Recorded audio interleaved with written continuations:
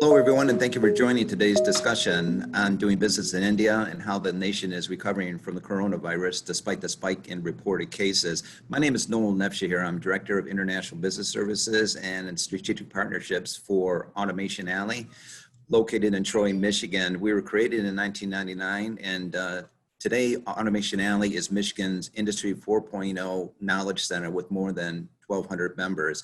My roles and responsibilities include helping companies do business overseas by educating them how to expand their markets to the rest of the world. Automation Alley is also involved in foreign direct investment, whereby we help companies set up their operations in Michigan.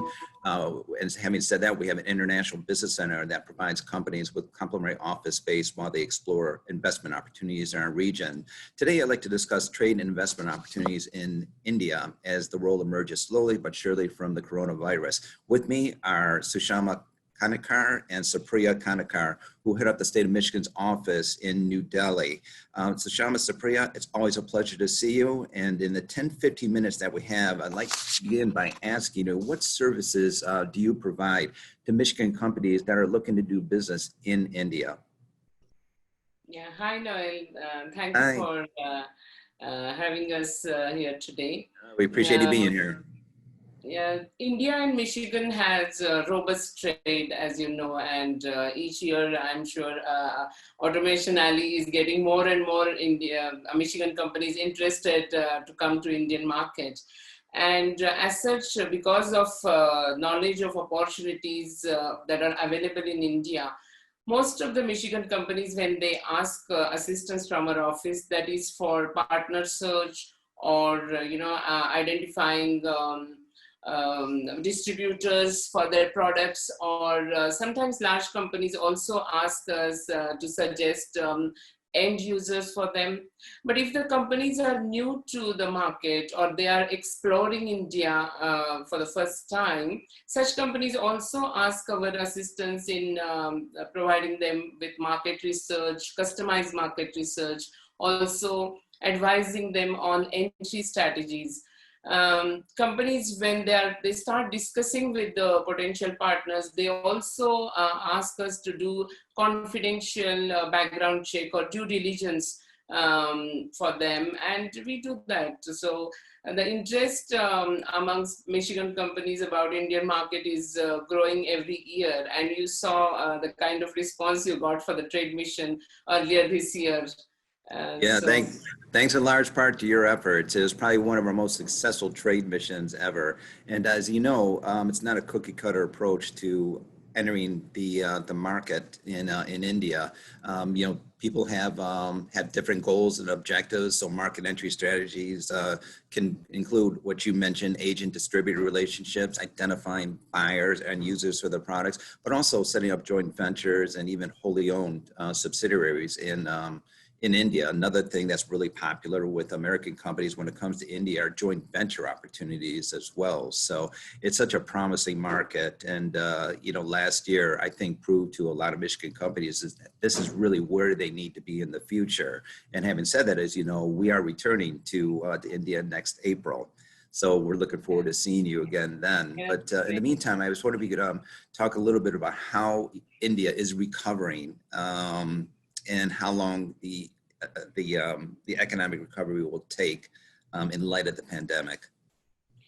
Well, as the whole world has gone through a serious crisis due to this virus, India was no exception, and you were lucky to all our trade mission companies went back home safely. And 2 weeks after that, the crisis began in India. But we were able to contain it mainly because we started early on, lockdown and certain stringent measures, because you have visited India several times and you know the density of the population, plus 1.3 billion people. And every life is important. So first emphasis was given on, because obviously when developed countries were not with very good medical system infrastructure, they were not able to contain this. We realized we needed to do lockdown, and we were successful in containing. So it took 107 days for India to get the first 1,000 cases. We started opening up of the economy from early June, from 3rd June onwards. And then people were slightly careless or carefree, what you call. They they thought lockdown is over. They thought virus is gone. And then we had again incidences of cases. But more or less in the mid-May, the government announced economic stimulus package. It's a 10% of India's GDP, 20 billion Indian rupees. And that helped a great deal. In fact, it's already showing the signs. We are seeing the green shoots. I think 2 weeks ago, there was India's global meet.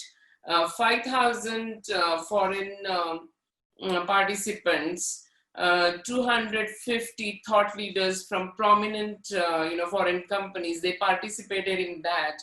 And what we saw is that everybody is looking at India, because as the world is going to recover, India is going to be leading in that, because already when everybody is going minus in the growth, because world economy is contracted, but even in this situation, Indian economy is showing positive growth. It is at present, IMF has predicted it at 1.9% positive growth for this year. Next year, it will be definitely beyond 5%, between 5 to 7%.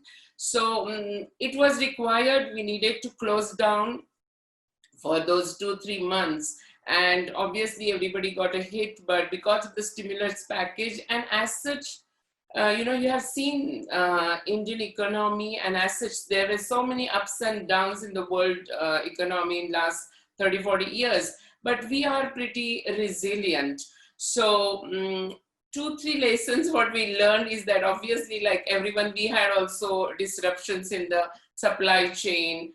And in the early on, we didn't have enough test kits, but government put together a task force, COVID-19 task force, and they invited all academia, researchers, entrepreneurs, industry leaders, and even the startup companies, everybody on the single platform. So the research and development and production of new kits, whether it's a ventilator, whatever was required, and building the health infrastructure at a very short time of those 100 days, that was, and very creatively. I want to give an example. We didn't have so many beds. We actually created them in anticipation that as the economic activity starts, there is going to be increase in the number of cases.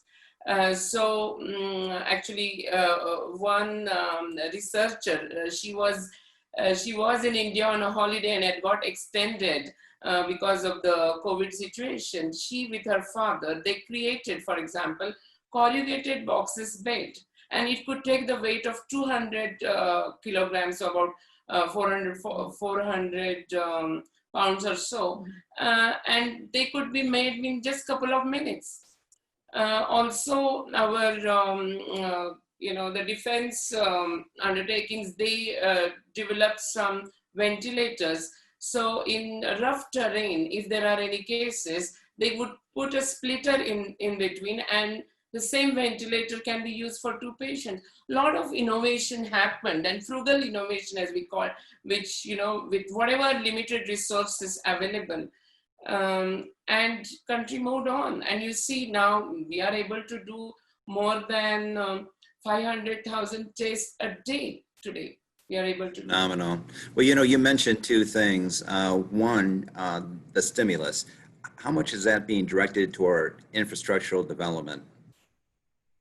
A majority of it is towards infrastructure development only, because see, for anything, whether it's a health infrastructure, road infrastructure, for any, and India is such a huge country, the government's emphasis in last 10 years, again and again, is to create well-developed infrastructure. And that is why you will be surprised to see between April to July, actually India received foreign direct investment of more than $20 billion US. Every time I come to India, I see a exponential improvement in the infrastructure for sure. You alluded to supply chains as well. I don't mean to get off the reservation, but are you seeing a trend where people are shifting, Western firms in particular, are shifting their operations out of China due to the trade tensions between China and the U.S. And how is India benefiting from that, if at all? One is the trade tension between US and China, but also US companies are seeing the development that has happened in India in last 10 years. And there is a lot more commonality between India and US, particularly because, you know, the democratic principles, the language, and plus long relations of friendship. So American companies are finding it much easier to come to India and locate here. And we'll be glad to know a lot of Indian companies are also looking at investing in US for, you know, in manufacturing. And to your point, we see, a lot of Indian companies coming to Automation Alley because they're interested in expanding their markets in the United States, in Michigan in particular. So that's always, that's certainly a benefit. And also, you know, you mentioned something that I don't think a lot of American people are aware of is that cultural kinship between the Americans as well as the Indians.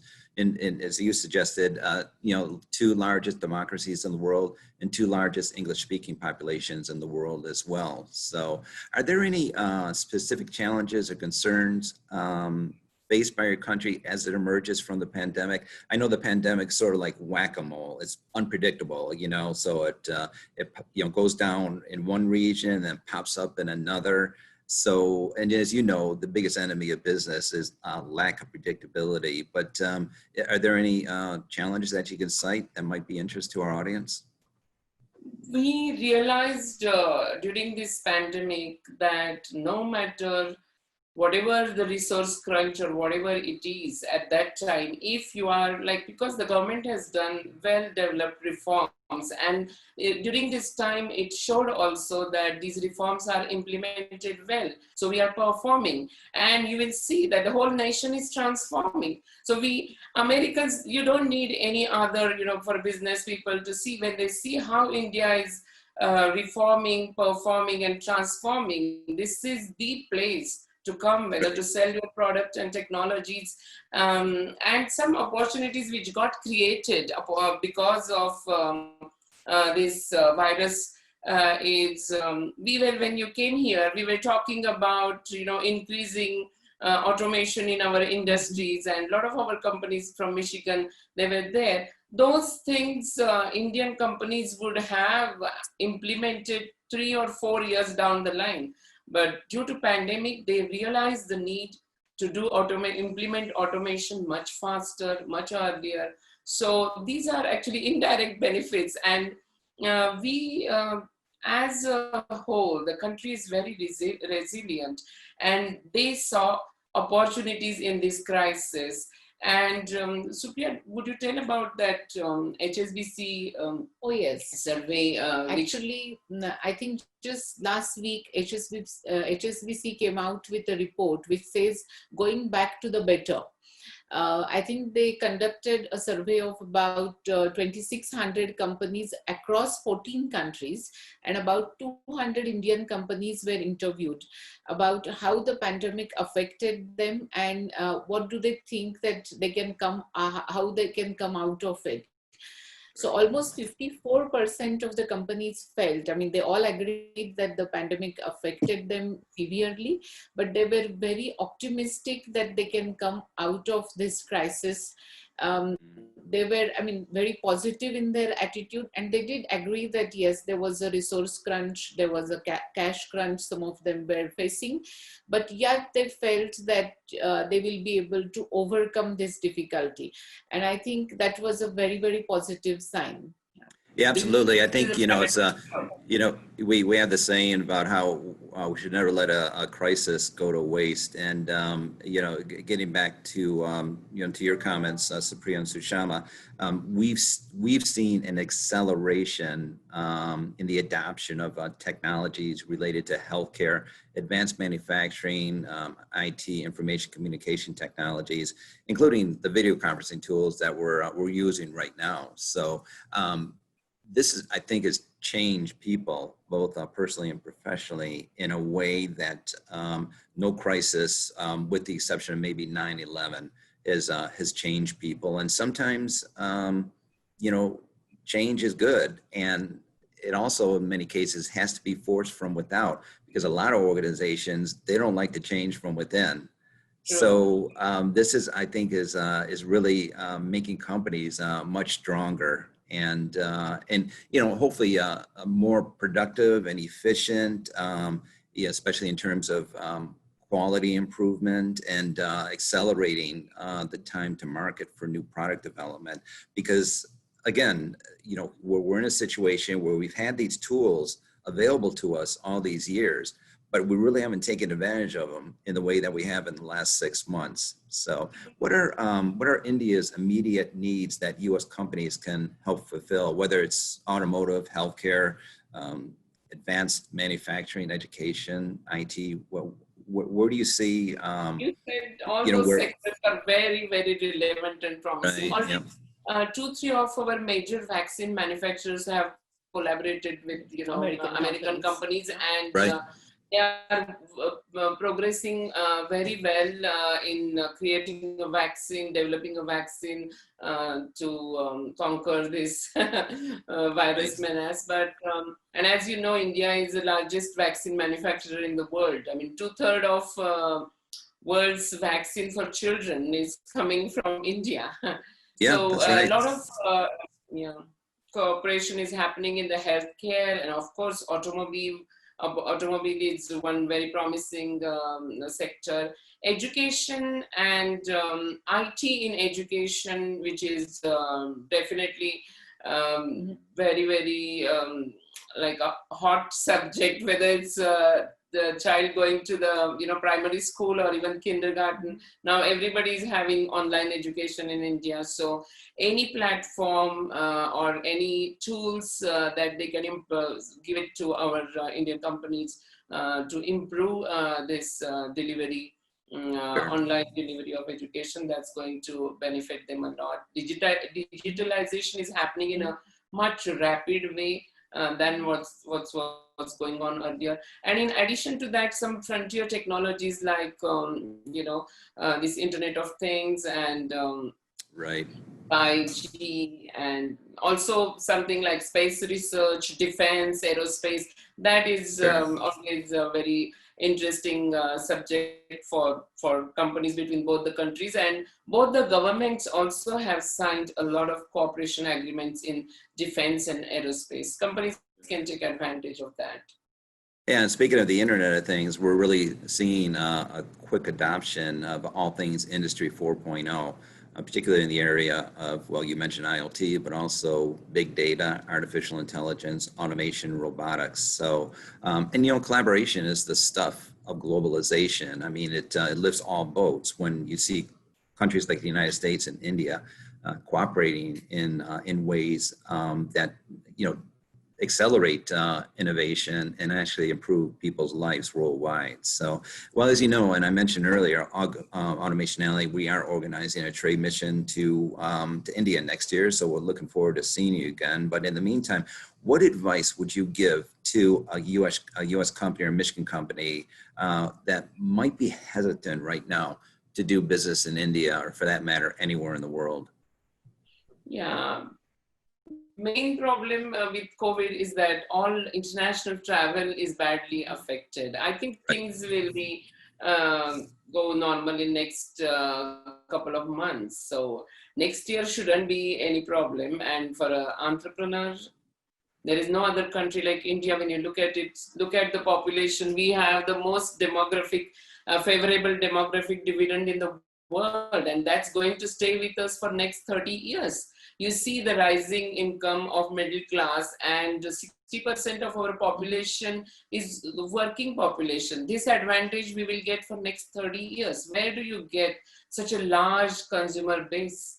By 2030, India will be the second most largest consumer population in the world.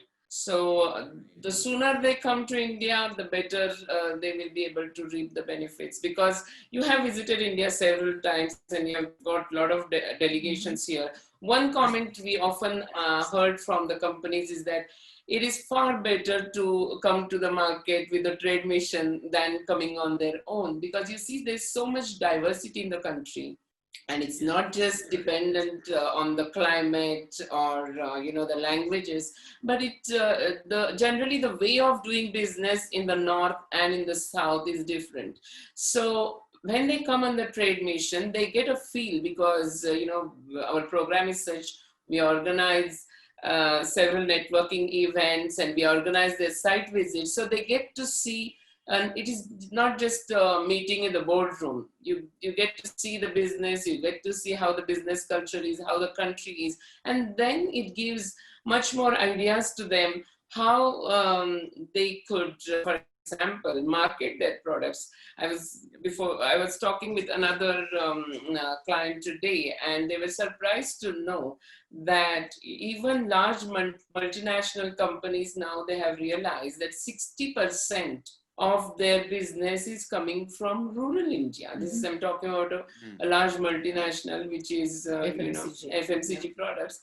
And when 60% of your revenue is coming from rural India, and this is a change that has happened in last 5 to 6 years, they definitely need to adapt new marketing techniques and strategies, or maybe do some advertisements or commercials in the local language to attract that market. So a lot of such changes businessmen will accept when they come to the market, So we welcome everybody to come to India and be early on and try getting the fruits. I think, you sort of underscored the limitations of video conferencing tools, because there's no substitute for in-person, face-to-face meetings.